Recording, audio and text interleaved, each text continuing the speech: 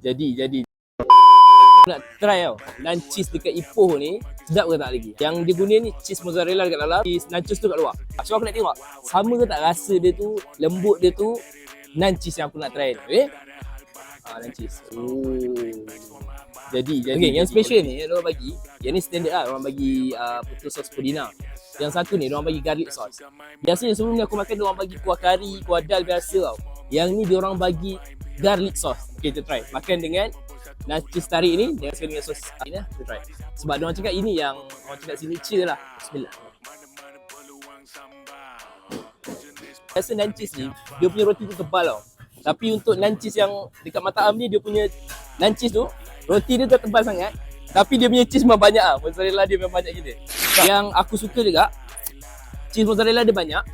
Cheese nachos dia tu sikit. So korang makan tu balance. Tak adalah rasa cheese nachos kat atas tu je. Korang still lagi boleh rasa cheese mozzarella kat bawah.